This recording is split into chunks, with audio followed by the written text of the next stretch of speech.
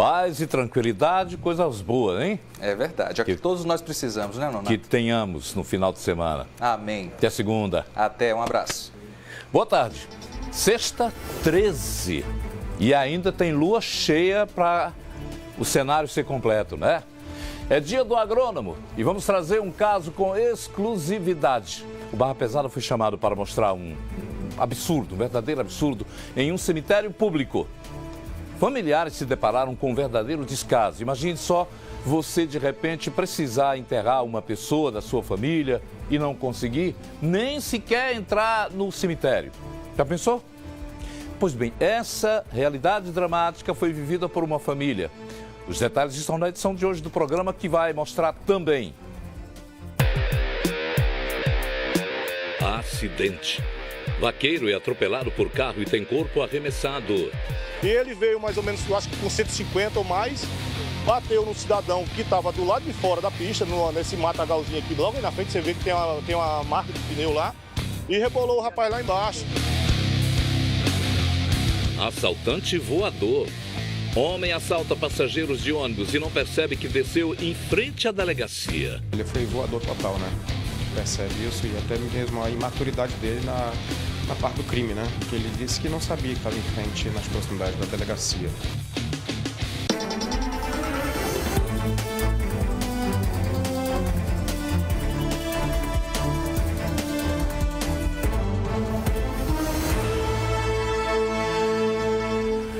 Horas 9 estamos juntos a partir de agora no espelho do nosso cotidiano, que é o Barra Pesada. Vou começar com essa história do vaqueiro que foi atropelado por um carro. Ele estaria em alta velocidade e teve o vaqueiro arremessado a cerca de 20 metros barranco abaixo.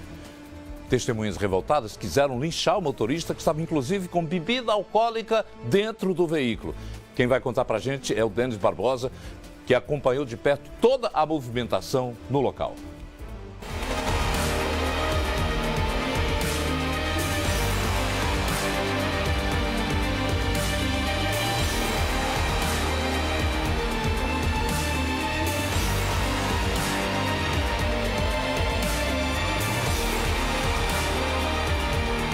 Tudo aconteceu nesta CE, a 090, aqui em Caucaia. A gente está chegando para mostrar os detalhes desse caso, muita gente acompanhando, a gente já vai ouvindo aqui muita revolta da comunidade, porque a informação é de que o carro colheu um ciclista, uma pessoa que estava pedalando por esta via bastante perigosa.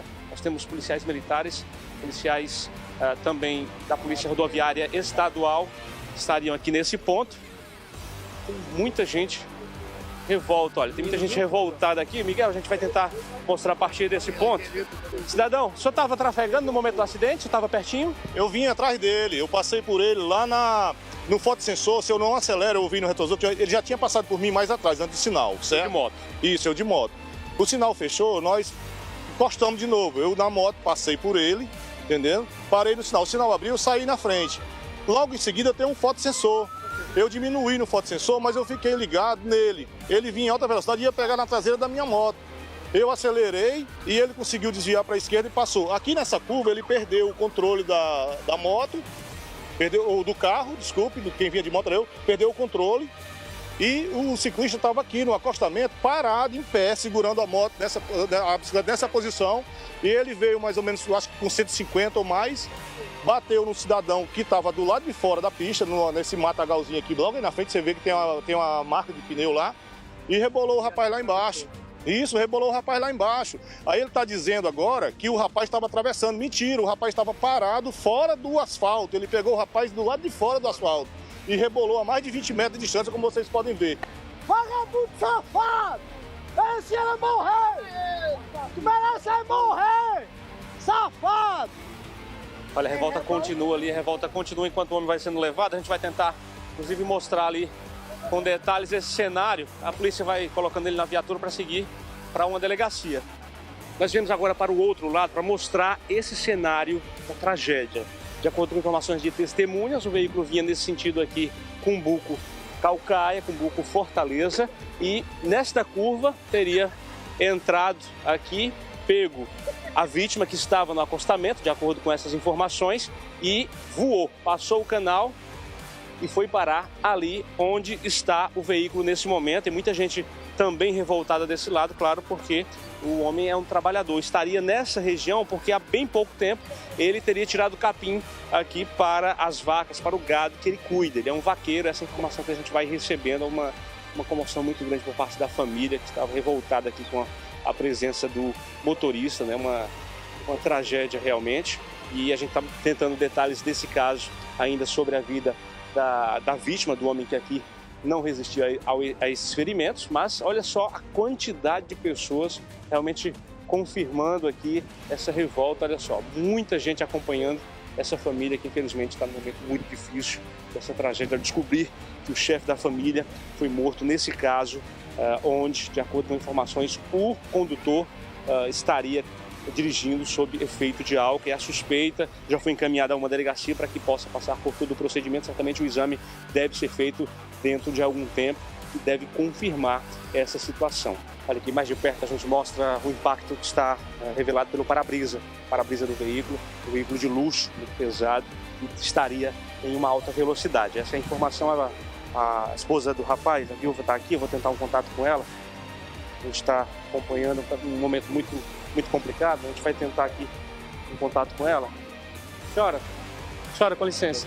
Com licença. Como era o nome dele? Francisco Orlando Rocha Barro. E a idade? 34 anos. Ele havia saído de casa para trabalhar, pegar capim, como as pessoas disseram? Ele pastorava a vaca aqui, ele já ia para casa já. Aí o vagabundo veio e bateu nele. Era o momento de ir para casa? Sim. Disseram que ele estava parado com a bicicleta, não estava atravessando. Ele quase escapou de atropelar um homem de moto e bateu nele. De propósito, ele estava bêbado, cachaça aí, cerveja no carro aí. Ele... Filhos? Quantos filhos? 2 filhos, pequenos, infelizmente. Estava em casa quando recebeu... Tinha acabado de sair do trabalho, ele cheguei para casa. Difícil, a senhora estava muito revoltada com a presença aqui do... Infelizmente, por isso fica. Porque a lei, infelizmente, é em vão. O mundo que a gente está não presta para nada. Por isso fica, a dor fica na viúva mesmo. É a vida cruel, infelizmente. Do local do acidente, nós viemos aqui para a Delegacia Metropolitana de Caucaia, algumas horas depois, a chegada do suspeito, identificado como Márcio Verley da Silva. Ali, o senhor bebeu? Eu tinha tomado, sim, 2 cervejas. Quantas cervejas? Rapaz, na verdade, eu fui sequestrado nesse bairro uns 7 meses atrás, mais ou menos. Bebi. Você sabia que é errado, é crime dirigir? Sim. Noção de que matou uma pessoa? Olha, eu peguei ele e fui...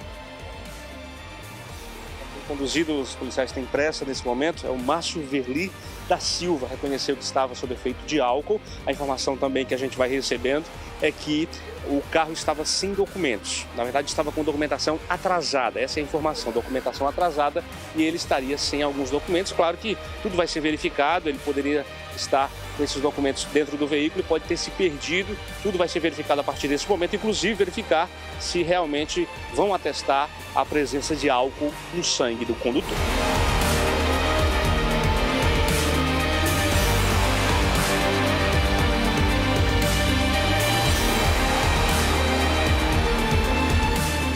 É só para dizer que crime de trânsito que não seja acidental, mas provocado por bebida, por consequência desses aí, está a merecer a providencial reação da justiça, prisão, sem direito a, vamos pagar uma multa e liberar, sem direito a advogado chegar lá e dizer assim, não, ele matou uma pessoa, é crime, ele matou uma pessoa, vai ter que responder o que diz a lei.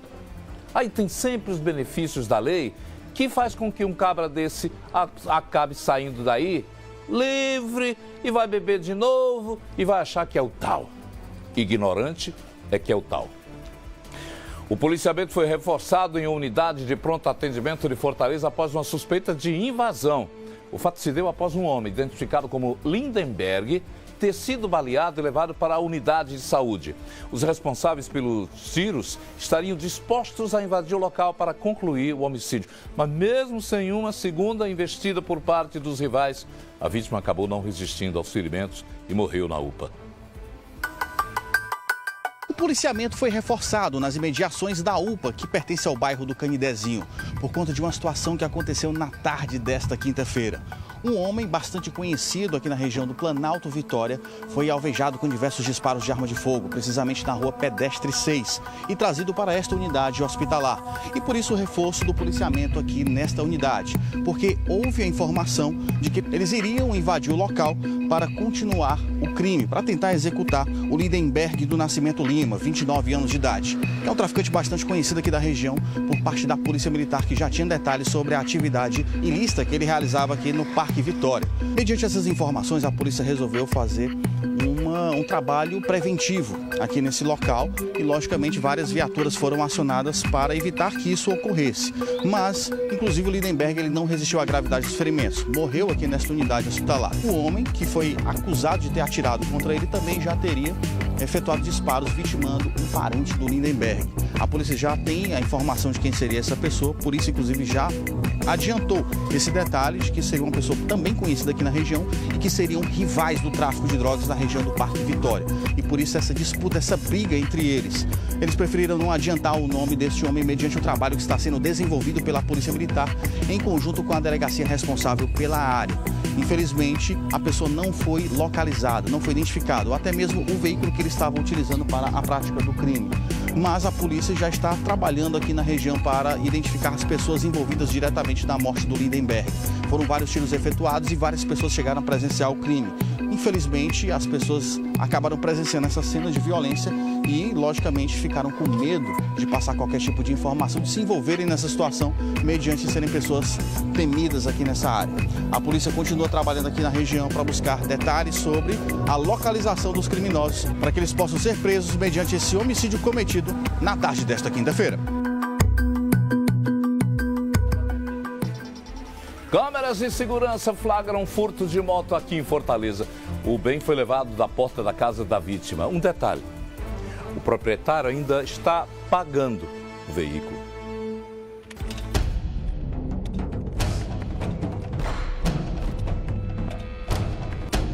O vídeo mostra um homem empurrando a motocicleta. Aí você vendo essa imagem que nós estamos mostrando, você diz assim: esse daí é o dono da moto, a moto deve ter dado defeito. Mas não, esse homem aí, ele tá furtando uma motocicleta. Isso mesmo, o vídeo foi gravado na Rua B, no Jardim das Maravilhas, no bairro Novo Oriente, em Maracanaú.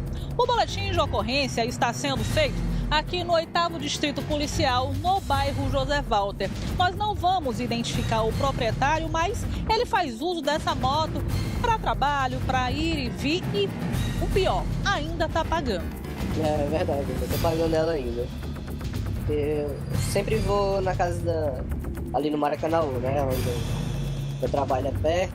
Aí, todo dia eu deixo ela do lado de fora e vou pra dentro, né, resolver as coisas, e quando eu volto tá no mesmo lugar, só que ontem eu não tive a sorte de encontrar ela no canto de sempre, né.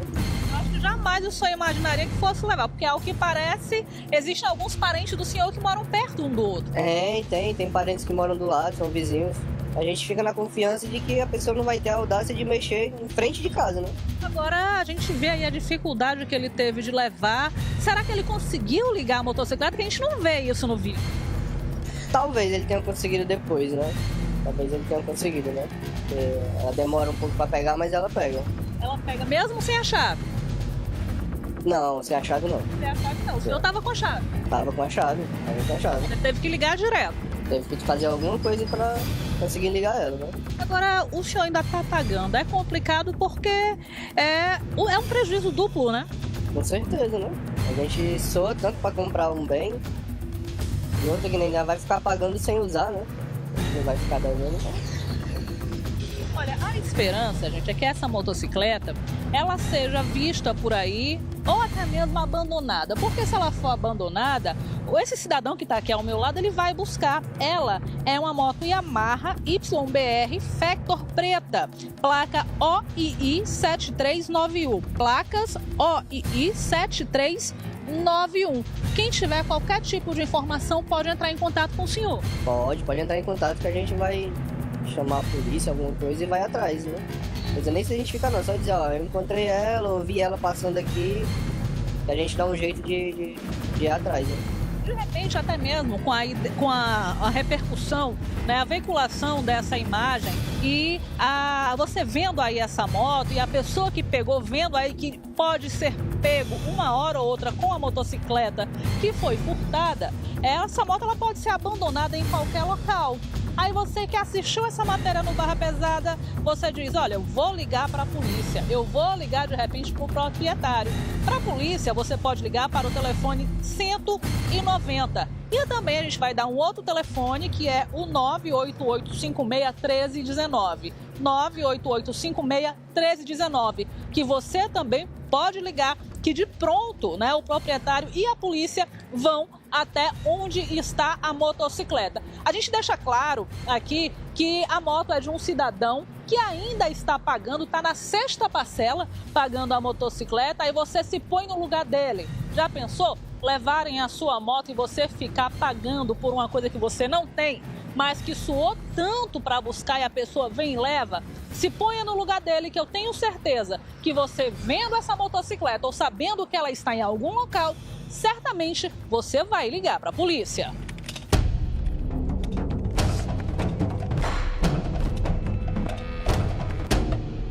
Dispositivo de segurança de agência bancária foi acionado e assustou quem passava pelo local.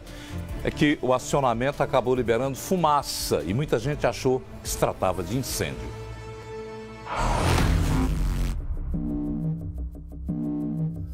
Algumas pessoas, ao passarem pela Avenida 13 de Maio, aqui no bairro do Benfica, ficaram assustados com essa cena. Uma fumaça que sai de uma agência da Caixa Econômica ao lado de um shopping, que fica bem próximo também da Avenida Carapinima.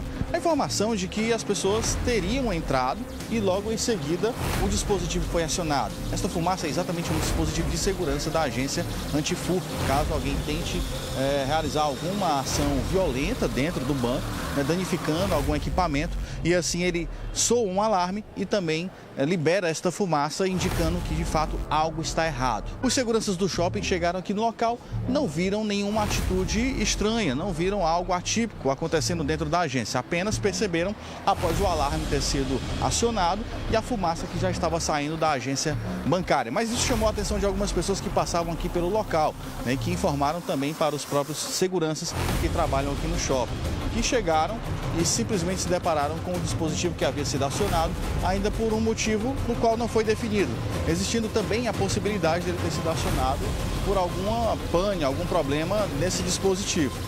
Infelizmente, nenhuma pessoa responsável pelo banco, pela agência, compareceu aqui para buscar detalhes, até mesmo porque isso pode ter acontecido alguma ação indevida. Você chegou a ver o começo aqui da situação? Quase que o começo. Eu cheguei aqui, estava já num grande volume de fumaça, mas uma fumaça sem cheiro, entendeu? E nada foi constatado a causa dessa fumaça. Alguém chegou a relatar se viram pessoas entrando na agência? Não ouvi essa informação, certo? Chamou a atenção, né, de todo mundo. Muito curiosos aqui olhando, inclusive eu, né? Queria ver como é que era isso aí. Mas nunca tinha visto uma situação como essa antes? Não, nunca tinha visto. Até porque eu rodo aqui já há mais de ano, fico aqui com a minha moto aqui e nunca tinha visto essa situação aí, não. Nunca não. Eu não sabia que existia esse dispositivo de segurança na agência bancária? Eu mesmo não sabia. Sabia não, de jeito nenhum. Existe sim a possibilidade desse dispositivo ter sido acionado por alguma pane, né? Então a agência, posteriormente o gerente, o responsável pela agência, deve posteriormente fazer uma averiguação e a partir daí identificar o que poderia ter acionado esse dispositivo de segurança na agência da Caixa Econômica, no bairro do Benfica. Um homem teve uma ação no mínimo audaciosa e foi chamado por policiais civis de assaltante voador. Ele foi voador total, né? A gente percebe isso e até mesmo a imaturidade dele na parte do crime, né? Você vai ficar sabendo já entender o que é que esse homem fez, se ele saiu voando feito super-homem, o que é que foi, já. Então agora o caso inusitado no qual um criminoso foi caracterizado pelos policiais como assaltante voador. Até eu fiquei agora interessado em saber onde é que ele estava voando. Você vai perguntar o que é isso também, não é? Emanuela, responde. O assalto foi anunciado dentro do ônibus que faz a linha Conjunto Ceará-Lagoa, na Avenida Osório de Paiva, bem em frente à delegacia da Parangaba. A informação que os passageiros nos repassam é que o homem anunciou o assalto, depois desceu no ônibus tranquilamente, e passou aqui na frente da delegacia, simplesmente passeando. Aí, os passageiros, vendo que ele estava muito tranquilo e quando observaram que estava na frente da delegacia, resolveram entrar, vieram correndo ainda assustados, na esperança de que os policiais conseguissem aí prender esse homem. E foi aqui que eles acabaram encontrando os agentes que estavam trabalhando. A gente não vai identificá-los. E aqui o inspetor que primeiramente atendeu a essas pessoas. Inspetor, como foi que essas pessoas chegaram aqui? Estavam muito nervosas? Na verdade, elas estavam muito nervosas, gritando, pedindo ajuda, dizendo que tinha um homem armado com uma faca que tinha acabado de tomar os pertences delas. E passou tranquilamente na frente da delegacia. Isso, quando eu saí da delegacia, ele estava andando tranquilamente sem blusa, né, e com o objeto na mão. Imediatamente eu fui em perseguição dele, verbalizei, dei voz de parada e prisão.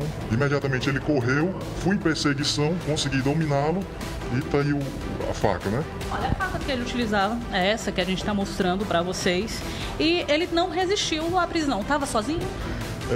Ele estava sozinho, ele correu, né? Não resistiu, mesmo porque ele viu que eu estava armado, ele era policial. E ele não teve chance de reagir. Recuperou tudo? Graças a Deus, recuperamos tudo. A gente vai conversar com uma passageira que estava no ônibus, nós não vamos identificá-la e graças a Deus ela conseguiu aí recuperar esse aparelho telefônico que vocês estão vendo agora. O susto foi grande?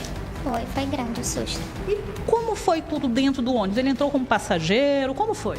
Ele entrou como passageiro, eu não cheguei a ver ele entrando.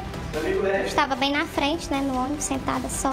Só foi bem rápido. Ele chegou, é um assalto, mostrou a faca e pegou o celular. Bem rápido mesmo. Além do seu telefone, ele levou de mais alguém? Mais de 2 pessoas. Agora a ousadia, né? Anunciou o assalto em frente à delegacia. Foi. Acho que ele não esperava ficar na delegacia aqui. Acho que ele não conhece o bairro.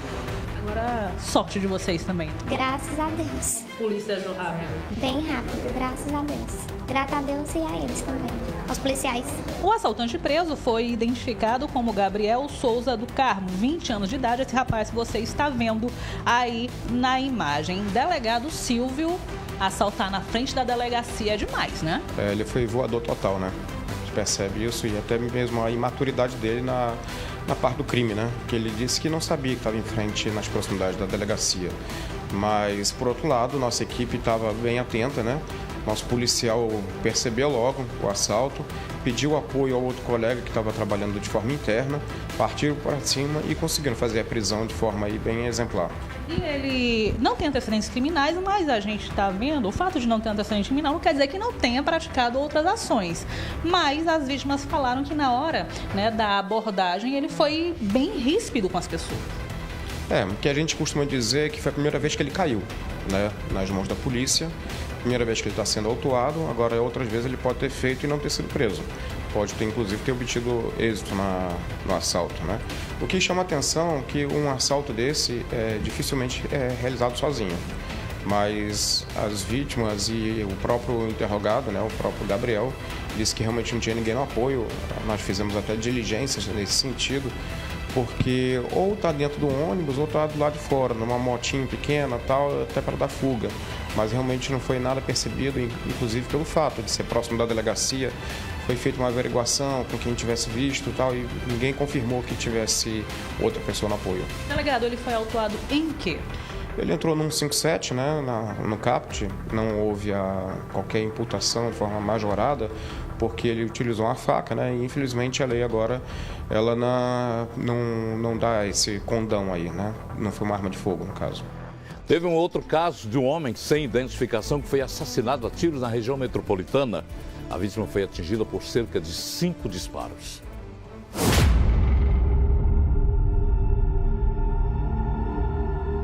O barulho dos tiros quebrou o silêncio da noite. Os moradores deste condomínio, localizado na Rua 1, que fica no bairro Araturim, em Caucaia, saíram logo após os tiros e se depararam com o corpo de um homem de aproximadamente 50 anos de idade. A vítima que não foi reconhecida por ninguém aqui nessa região. E a polícia militar logo foi informada do crime. Ao chegar aqui neste local, já se deparou com a pessoa que está ali caída mais na frente, como a gente acompanha nas imagens do nosso cinegrafista Gilson Neves, e infelizmente nenhuma informação do que poderia ter motivado este crime contra este homem, que já tem aproximadamente 50 anos de idade e que foi morto a tiros, provavelmente por uma pessoa que estava em uma moto. O detalhe é de que os moradores ouviram, após os disparos, o barulho de um veículo, característico de uma moto, saindo em alta velocidade aqui desse local. A gente percebe que é uma área deserta aqui da região da Caucaia. As pessoas já estavam recolhidas dentro dos apartamentos e não chegaram a presenciar o momento do crime. Apenas ouviram os tiros, ouviram o barulho da moto saindo em alta velocidade e, ao saírem aqui na parte externa, já se depararam com essa cena. Acionaram a polícia, que está fazendo os levantamentos aqui no local. Nenhuma cápsula foi encontrada, provavelmente um revólver foi utilizado na ação. Pelo menos 5 disparos efetuados contra este homem, no qual a polícia tenta identificar. E mais ainda, buscar informações sobre o que poderia ter motivado este crime, no qual a polícia não tem muitos detalhes sobre o que poderia ter ocorrido nesse local. Por que este homem foi assassinado? Quem seria a pessoa que efetuou esses disparos contra este senhor? É exatamente essas peças deste quebra-cabeça que a polícia está montando, para que assim possa também repassar os detalhes coletados na cena do crime para os policiais civis da Divisão de Homicídios e Proteção à Pessoa, que foram acionados para este local e darem início às investigações, que será de forma integrada com a delegacia responsável aqui pela área. Infelizmente, não se há muitos detalhes sobre esta ocorrência. A polícia foi acionada com essa informação de disparos em via pública e que uma pessoa estava ferida. Infelizmente, não havia mais nada que pudesse ser feito para salvar a vida deste homem, pois ele recebeu diversos disparos, onde muitos atingiram também a cabeça. A polícia permanece resguardando a área do crime, aguardando a chegada da Polícia Civil, que dará início às investigações. Foi preso na madrugada de hoje Alex Mendes da Silva, de 19 anos. Ele é um dos suspeitos da morte da adolescente que estava com a filha de 2 anos em Caucaia na última quarta-feira. Um segundo suspeito está sendo procurado pela polícia. Yara Cardoso, de 17 anos, estava passeando com a filha quando foi surpreendida pelos criminosos. Daqui a pouco, descaso em um cemitério público. Uma família precisou arrombar o cadeado do portão do cemitério para poder enterrar um parente. Você vai acompanhar a repercussão do fato na comunidade. A população que estava comigo resolveu quebrar o cadeado, né? Quebrar, eu dei um martelo e um alicate e assim foi feito. Eu vi essa situação essa semana, ainda não tinha visto não. É dentro de instantes.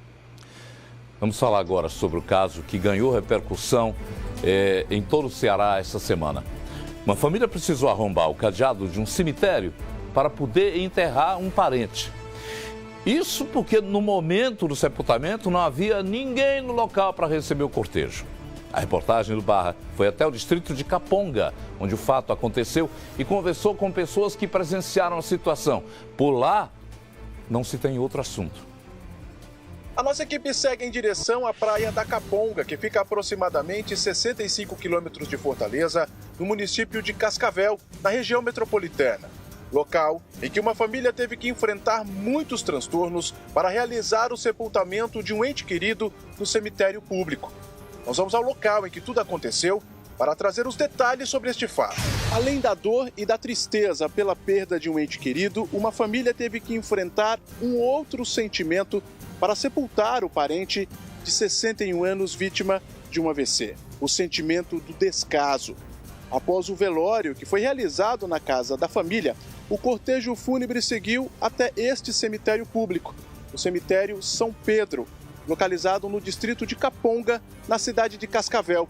Mas ao chegar aqui, todos encontraram o portão do cemitério fechado, trancado com um cadeado. Foram várias as buscas pela pessoa responsável pelo cemitério, pessoa que não foi localizada.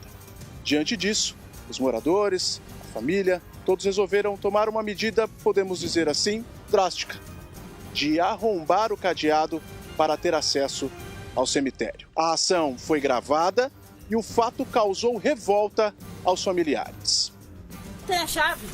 Não tem chave do cemitério. Gente, que falta de organização. Prefeito, venham aqui, hoje eu preciso enterrar um ente querido. O portão do cemitério está com cadeado, é preciso arrombar o portão. Não tem uma pessoa aqui, não tem um coveiro. Cadê a administração pública de Cascavel que nós não temos, gente? A única chave que tinha estava na casa de uma pessoa ali que não tem nada a ver com o cemitério. E essa situação na cidade de Cascavel, isso é um absurdo. Como se não bastasse, os próprios familiares tiveram que contar com o apoio de moradores da região para cavar a cova para ser realizado o sepultamento.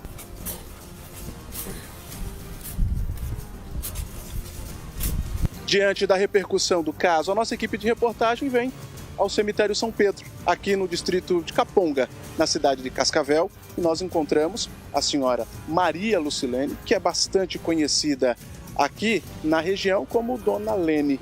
Nas mãos da Dona Lene, o cadeado que foi retirado quando vocês chegaram aqui e encontraram simplesmente o cemitério fechado. Nós já tínhamos procurado alguém da prefeitura, eu dei uma ligadinha, me informei com os moradores nativos, porque como eu nunca tinha feito esse procedimento de enterrar alguém da família, eu procurei me informar na comunidade. E fui informada que nós teríamos que mandar cavar o buraco e procurar uma chave, que alguém responsável teria essa chave. Mas como eu não conheço as pessoas, eu pedi para alguém informar, disse não, na hora do enterro pegaria lá, né? E assim nós fizemos. Só que quando nós chegamos próximo à casa dessa pessoa, que eu não conheci pessoalmente, ele disse que não tinha chave, alguém pegou e não devolveu. Foram procurar uma segunda cópia, a pessoa não tinha mais. A população que estava comigo resolveu quebrar o cadeado, né? Quebrar, eu dei um martelo e um alicate e assim foi feito. Nós entramos, fizemos o sepultamento do meu irmão e no dia seguinte, que foi ontem, eu vim aqui, trouxe um cadeado novo, comprei do mesmo cadeado aqui o tamanho, comprei, trouxe o cadeado, está aqui as chaves, publiquei que as chaves estariam na minha casa aguardando qualquer uma pessoa da comunidade que precisasse ou quem de direito. Né? Mas aqui, quando eu estava, surgiram algumas pessoas se identificando que, não sei porque eu não conheço, mas não quiseram receber as chaves. E essa situação, ela é comum no cemitério aqui na Caponga? Não, foi a primeira vez, porque eu nunca esqueci de falar. Sempre quando morre as pessoas, né? Tem a pessoa lá pra... Eu comer, né? Tinha a pessoa... Era. Mas agora parece que não sei o que aconteceu, né? Que a pessoa que estava responsável lá do cemitério, né? Não estava, não sei o que houve. Mas... É uma situação que causa preocupação. Com certeza, preocupação, né? Tem que ter a pessoa para... Porque morrendo gente direto, enterrando gente lá direto, né? E fica numa situação dessa. Tá com o quê? 4 meses que a avó do meu marido morreu. Quando a gente foi enterrar, quando chegamos lá, o cemitério já estava aberto. Mas aí eu vi essa situação essa semana, ainda não tinha visto, não. Preciso que providências sejam tomadas. Com certeza, botar uma pessoa, porque o cemitério não é só você estar lá, tem que ter a pessoa para limpar, né? Tem que ter a pessoa para quando morrer uma pessoa, saber que morreu. Agora não tem nem que uma pessoa sabe, que de primeiro tocava o sino, agora não toca mais. Aí é difícil a pessoa saber quem morreu e quem não morreu. Nem no cemitério do Odorico Paraguaçu aconteceu isso, né? Em nota, a Prefeitura de Cascavel reconheceu que houve falta de comunicação entre a equipe e a pessoa da comunidade, que há vários anos ficava responsável pela chave do cemitério, e garante que já está providenciando a contratação de um funcionário fixo para abrir o cemitério todo dia, das 6 da manhã às 8 horas da noite. Mas já passou, tem que passar por um vexame desse, não é? Para deixar a família numa situação dessas e serviço público deste país. A seguir, no Especial Barra de hoje, vamos mostrar que o ato de ser solidário estimula a felicidade e aumenta a imunidade, contribuindo com uma vida mais saudável. E ainda, a polícia prende um suspeito de atropelar e matar um professor universitário.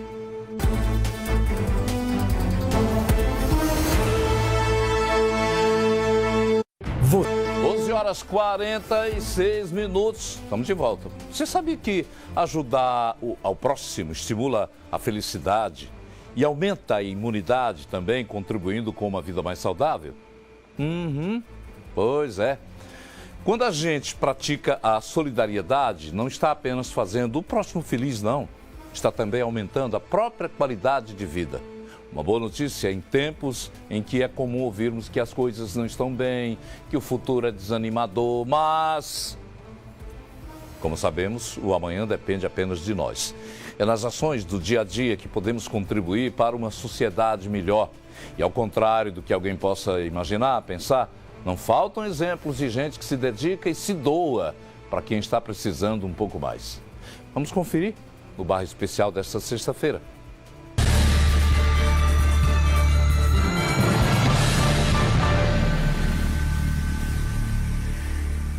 A humanidade vive tempos difíceis e turbulentos.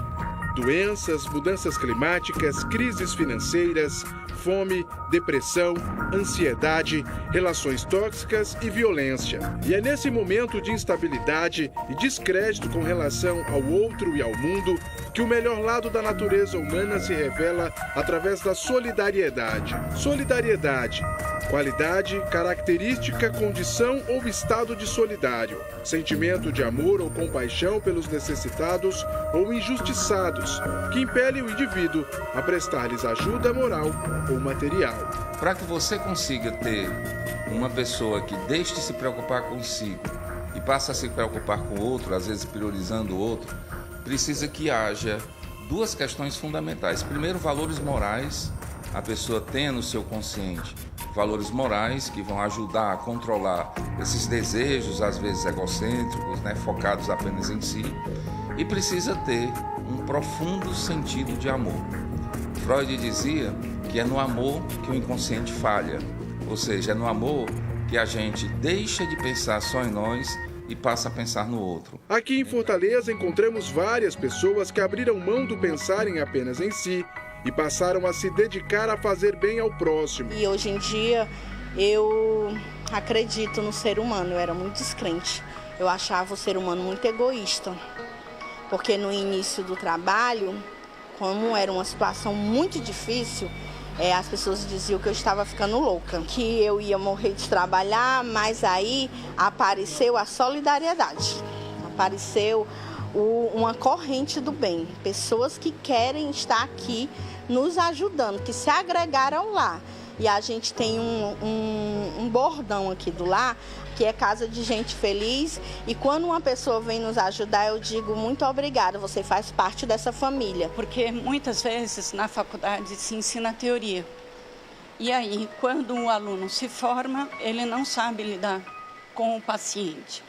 E aqui era uma proposta concreta. Então, eles vieram conhecer a história dos idosos, conhecer a história dos cuidadores, conhecer a história da Dona Wanda. E isso criou um impacto na vida deles, porque eles se sensibilizaram e começaram a olhar para a própria história, para a própria vida. Além disso, foi muito importante, porque começou-se um trabalho. Então, naquele momento, eles se deram conta que, enquanto alunos, eles já podiam contribuir profissionalmente com o lar. É importantíssimo a experiência da solidariedade. E nós nos tornamos muito mais humanos e muito mais capazes de responder à verdadeira necessidade do outro. E é claro que nós não poderíamos deixar de ouvir os relatos de quem recebe a solidariedade. Aqui nós temos a senhora Graça, que está no Lar Três Irmãs há pelo menos 2 anos.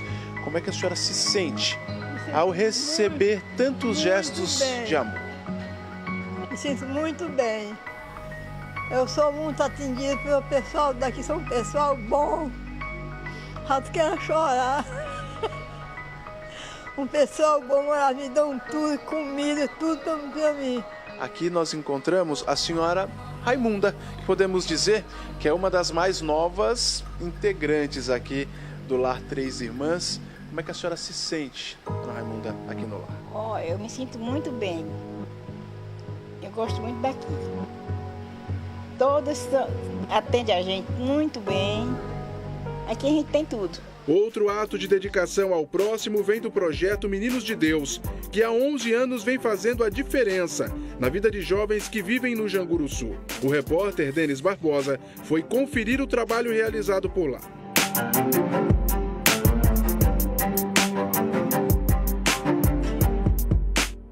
Hoje, cerca de 140 crianças, adolescentes e jovens participam deste projeto aqui na comunidade Santa Filomena. Um trabalho que começou há mais de 10 anos e que vai muito além do esporte. Ele tem como objetivo preparar todos eles para um futuro melhor. Você trabalha com o público e já tem, inclusive, resultados de um trabalho que começou lá atrás. Isso. Hoje os Meninos de Deus têm 11 anos. Tudo de uma história que começou em 2006 a 2008, que 43 jovens e adolescentes aterrorizavam aqui a comunidade do Santa Filomena com homicídios, com assalto, com latrocínio, com arrombamentos, e a gente iniciou esse projeto chamado Menino de Deus. Por que Menino de Deus? Porque só Menino de Deus queria.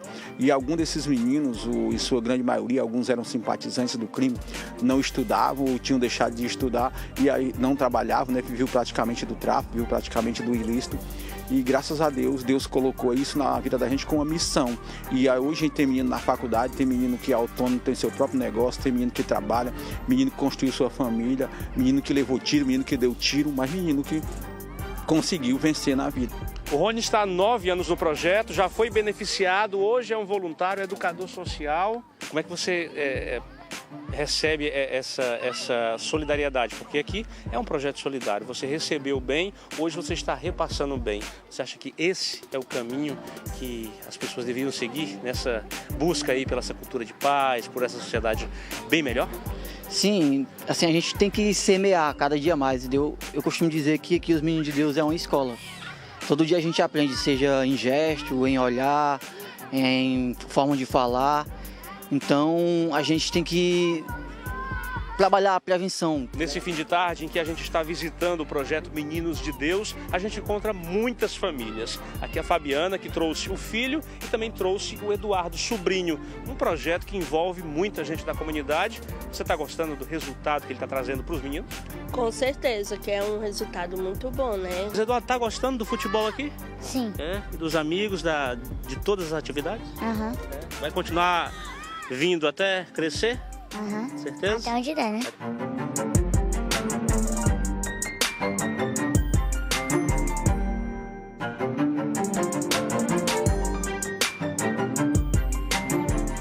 E aqui na Praça do Ferreira, no centro de Fortaleza, nos deparamos com mais um ato de solidariedade.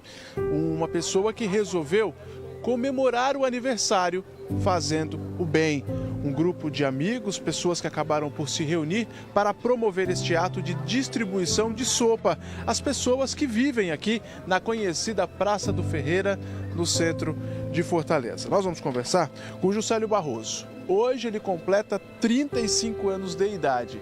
E, Juscelio, você escolheu uma forma diferente de celebrar o aniversário. Com certeza, com certeza. E acho que, de certa forma, eu estou me sentindo melhor do que quando fazia festas, costumava fazer festas, costumava contratar DJ, banda e tudo mais.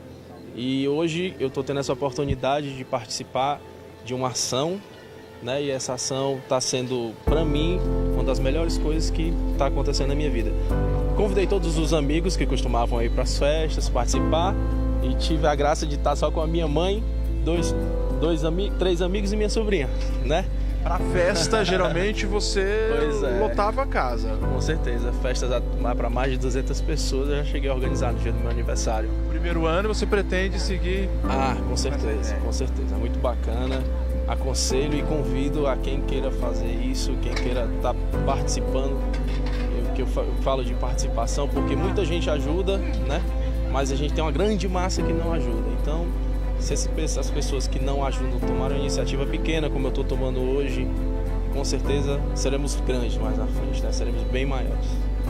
Aqui a todo instante as pessoas vêm para receber a sopa, a senhora está levando, garantindo aí essa sopinha, o jantar de hoje. Isso. Como é que você vê essa ação em que ele resolveu comemorar o aniversário fazendo essa distribuição junto com os amigos? É muito bom pra gente e muito bom pra ele, que Deus fica muito satisfeito com isso, né? Pesquisas indicam que trabalhos voluntários de ajuda ao próximo estimulam a felicidade e aumentam a imunidade, consequentemente, diminuindo o risco de doenças. Este psicólogo explica que a solidariedade gera efeitos na vida de quem pratica e de quem recebe. Então, quando a gente pratica um ato, né, de empatia, de afeto, um ato de fazer bem ao outro, há uma grande gratificação, não só no nosso consciente, como no nosso inconsciente. Inclusive, um sentimento profundo de satisfação com a gente mesmo, né? Inclusive reforçando a nossa autoestima. A pessoa que recebe, normalmente é alguém que está carente, está sendo negligenciado de alguma maneira, ou pelos outros, ou pela sociedade. Então, uma pessoa, principalmente, que está naquele momento se sentindo negligenciado e de repente, de algum local, vem um gesto de solidariedade, de amor, de atenção, né? Isso é profundamente realizador e faz com que, inclusive, essa pessoa queira ser solidário e empático com os outros. Assim, com todos os exemplos de atitudes que fazem a diferença, vale a pena destacar a frase do filósofo alemão Friedrich Schiller: não temos nas nossas mãos as soluções para todos os problemas do mundo, mas diante de todos os problemas do mundo, temos as nossas mãos.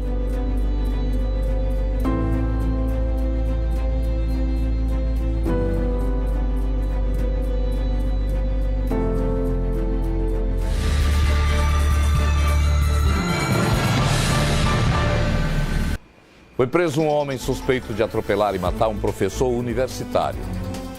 Matheus Lopes Araújo, de 23 anos, estudante universitário, foi preso após ir à delegacia recuperar o veículo utilizado pelos bandidos.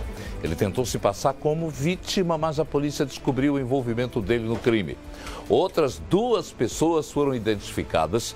Uma delas teve o nome divulgado, Marcos William Silvino da Silva, com várias passagens pela polícia quando era adolescente. A quadrilha praticou diversos assaltos no bairro Cidade 2000. Durante uma perseguição policial, o grupo atropelou o professor universitário Sandro Luiz da Paixão Xavier. Ele estava em uma moto e não resistiu aos ferimentos. Vamos acompanhar o que o delegado responsável pelas investigações falou sobre essa prisão? Essa investigação ela elucida a morte do professor universitário Sandro Luiz da Paixão Xavier, que foi, sofreu uma colisão por decorrência de uma fuga, Os criminosos eles cometeram um roubo aqui na cidade de 2000, nossa circunscrição, e na fuga vieram avançar uma preferencial, colidindo com o veículo do professor e o ferindo fatalmente. Esse trabalho ele elucida também uma série de outros roubos à residência ocorridos aqui na cidade de 2000, uma vez que nós temos registros de outros fatos dessa natureza cometidos por 3 pessoas, Nós identificamos o Matheus Lopes Araújo, que já se encontra preso por mandado de prisão preventiva, e o Marcos William Silvino da Silva, que se encontra foragido, mas a cena apresentar-se à polícia para dar sua versão a respeito dos fatos ocorridos. O Matheus ele foi preso na residência dele. Ele tinha uma vinculação com esse veículo, Nós investigamos, chegamos até ele. Ele tentou se desvincular do veículo ligado à cena do crime, chegou a fazer uma ocorrência falsa de roubo, como se tivesse tido o veículo roubado, mas nós persistimos na investigação, conseguimos a identificação, e representar pela prisão e conseguir efetivamente prendê-lo para que responda pelos seus atos, e está à disposição da justiça. Ele é do estado do Amapá, é estudante universitário, estava residindo aqui em Fortaleza desde janeiro desse ano, aliás, e envolveu-se com essas companhias, uns rapazes da comunidade chamada Barreiras, que fica ali na Via Expressa, e aos poucos a gente vai identificando, e conseguindo prender as pessoas daquela comunidade e de outras eventualmente, mas especialmente nesse caso daquela comunidade que são envolvidos com esse tipo de assalto. Trabalho bom da polícia. Agora a justiça aguardar, Cosmo Moreno de Paiva, de 34 anos, foi preso por estelionato em Sobral. Ele é suspeito de aplicar golpes em idosos que procuravam atendimento em agências bancárias. O homem oferecia ajuda nas transações em caixas eletrônicos e se aproveitava da oportunidade para lesar as vítimas. E tem um detalhe, Nessa história, Cosmo Moreno já tem antecedentes criminais por estelionato e furto e havia sido preso há menos de 15 dias após ter aplicado um golpe em um idoso em um caixa eletrônico. Apesar de ter sido autuado em flagrante, ele foi posto em liberdade provisória durante a audiência de custódia. De acordo com o delegado Márcio Luz, da Delegacia de Sobral, Cosmo acompanhava o calendário de pagamento dos benefícios dos idosos e atacava justamente nos dias em que estava saindo dinheiro. É incrível como alguém não cria. Saiu 15 dias que estava respondendo por esse tipo de golpe e já estava novamente. A seguir, um caminhão carregado com bananas tomba após o motorista perder o controle do veículo em rodovia. E sabe o que aconteceu? Já já.